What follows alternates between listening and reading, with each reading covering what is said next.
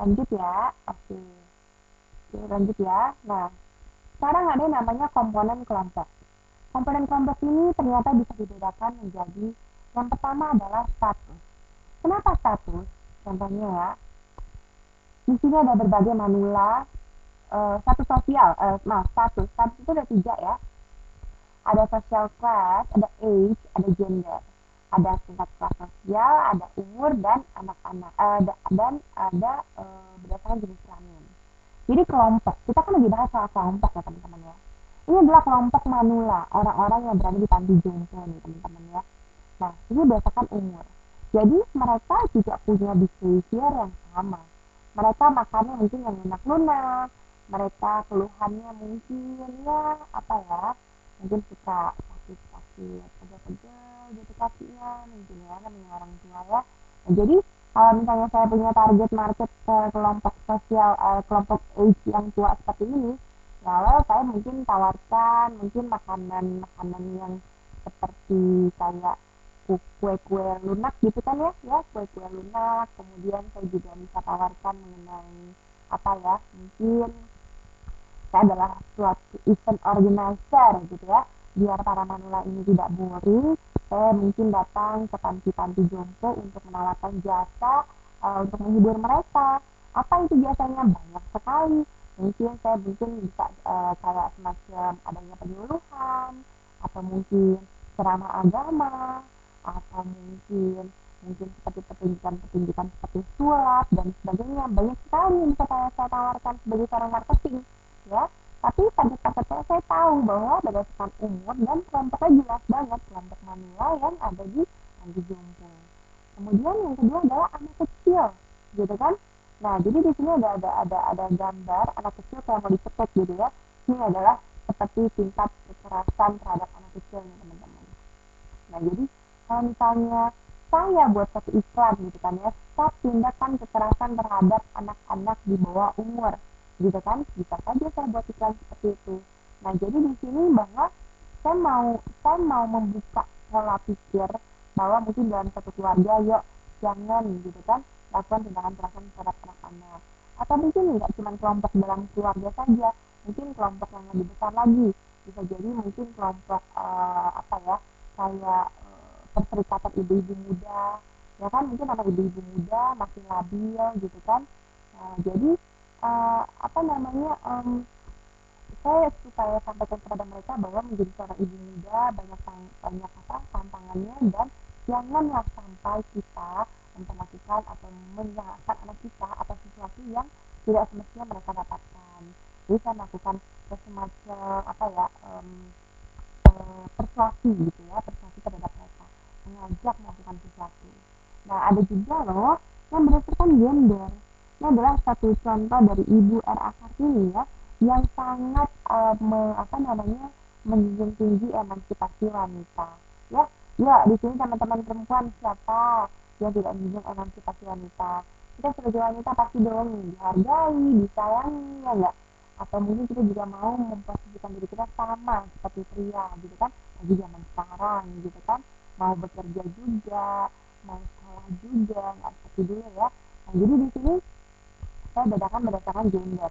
Ada loh kelompok-kelompok ya, seperti kelompok apa namanya, kelompok apa tuh, pendukung emansipasi wanita. Oh banyak teman-teman. Dulu ada namanya Mbak Indah Kofifah apa gitu deh. Kalau nggak salah menteri kewanitaan gitu nggak salah ya. Kita juga punya loh menteri itu gitu. Jadi menteri untuk mengantisipasi emansipasi wanita. Misalnya ada wanita dalam keluarga yang kena KDRT, atau mungkin wanita yang mungkin tidak boleh sekolah, atau mungkin wanita yang dibedakan atau dilecehkan ya kan. Nah, ini tuh ada satu kelompok yang mendukung bahwa melindungi wanita dari tindakan-tindakan tidak baik seperti itu. Dan kalau teman-teman tahu tentang mengenai kekerasan anak kecil, di Indonesia sendiri pun ada loh komisi perlindungan anak gitu. Jadi komisi perlindungan anak ini kelompok, bukan kelompok, kelompok-kelompok yang mau melindungi kepentingan anak jangan sampai tersakiti gitu. Jadi ini berdasarkan age ya, yang satu manula gitu kan, yang satu KPAI. Nah, betul tuh Mbak Aris. Jadi ada juga yang namanya Komisi Perlindungan Anak gitu kan. Kemudian ada juga yang berdasarkan gender wanita, jadi Komisi Perlindungan Wanita. Dan ada juga nih kalau yang di sini tuh lebih berdasarkan social class. Kenapa social class? Karena di sini dia pakainya itu mobil tua, gitu kan, jaduler asli, jaduler ya. Jadi ini para orang-orang yang jadul-jadul gitu. Jadul, siapa takut gitu kan.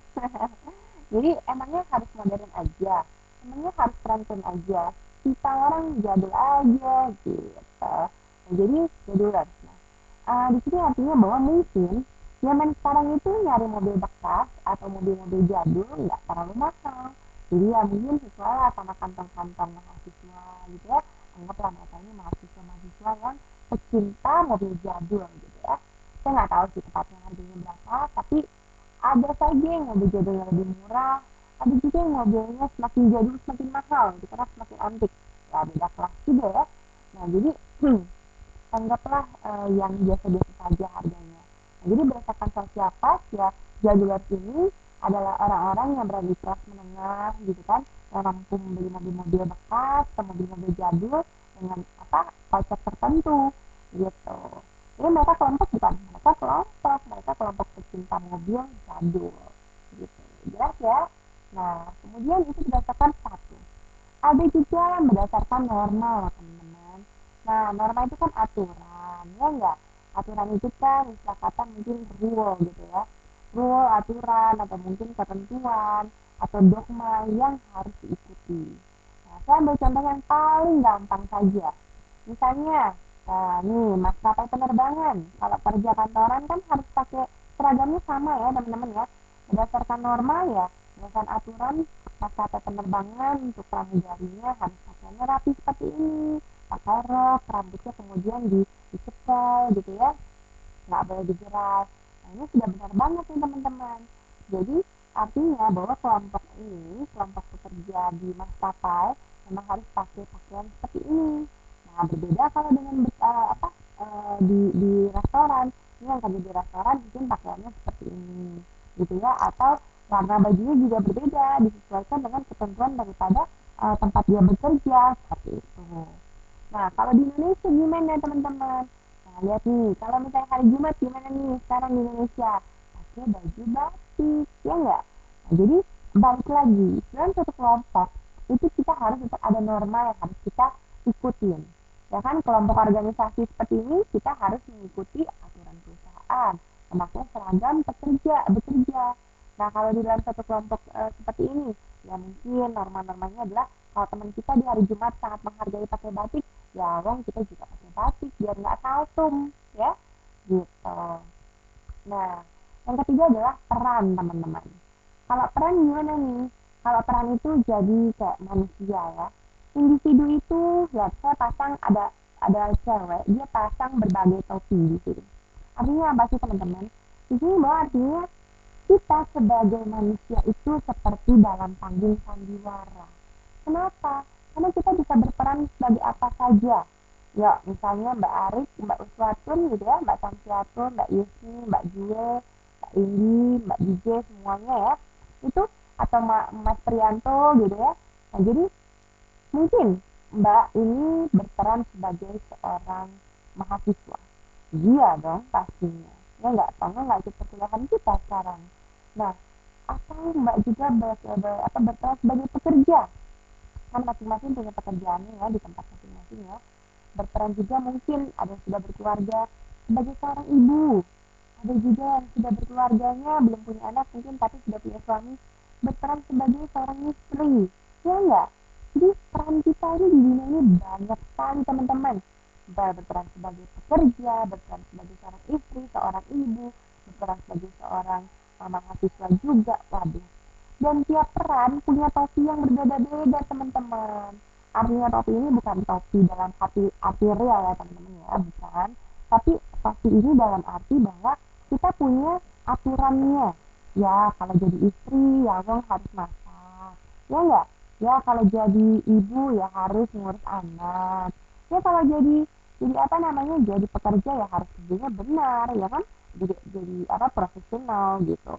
Atau mungkin jadi seorang mahasiswa ya harus belajar, ya enggak? Tiap pakaiannya pun berbeda-beda. Kalau pakaian kantor ya rapi, pakaian di rumah ya santai, ya enggak? Kalau pakaian ngampus ya semi formal, ya enggak? Yang sopan gitu kan yang penting. Nah, jadi peran manusia ini beda-beda. Dengan peran yang berbeda-beda inilah di dalam satu kelompok yang menentukan manusia itu harus bisa jadi kayak bunglon teman-teman. Jadi bisa jadi apa aja gitu. Nah, tiap peran yang berbeda-beda inilah yang membuat manusia itu perlu perlu adanya kelompok untuk membantu dia memberikan mengambil keputusan.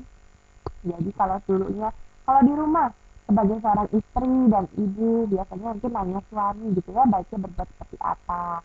Atau kalau di kantor ya nanya atasan kita atau teman-teman kerja kita. Atau kalau di mahasiswa ya nanya-nanya teman seangkatan gitu kan. Jadi berbeda-beda peran, berbeda juga kelompok yang mempengaruhi dan berbeda pula tindakannya.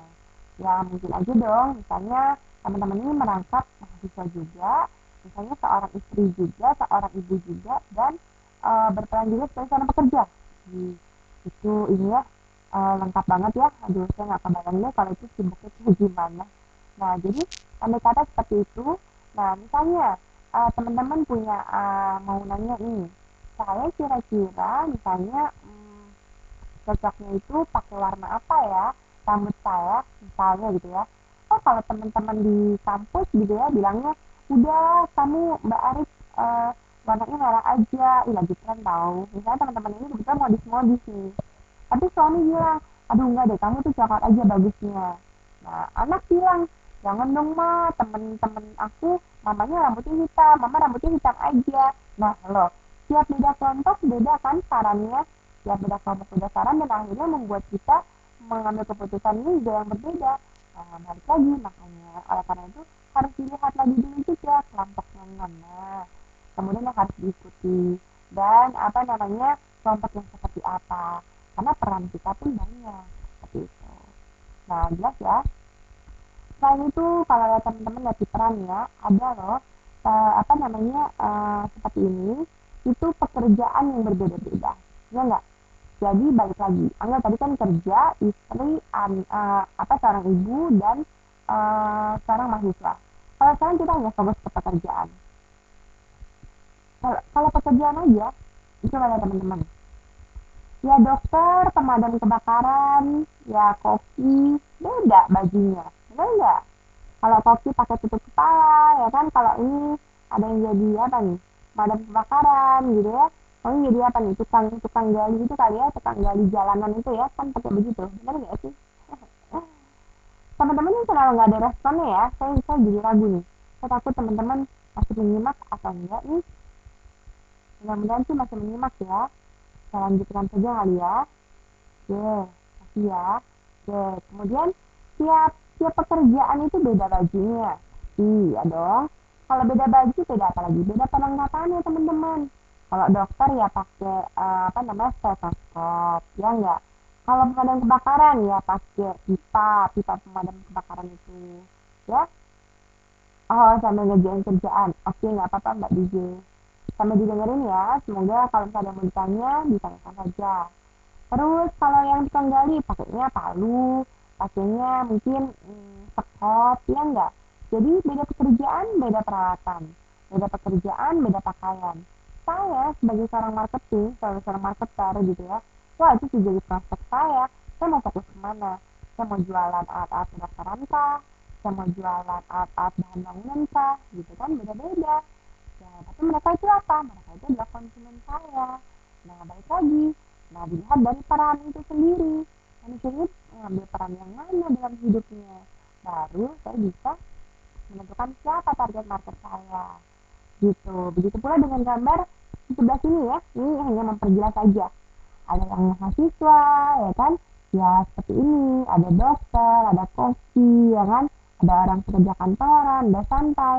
Tiap momen aja, teman-teman, berbeda pakaiannya. Benar nggak?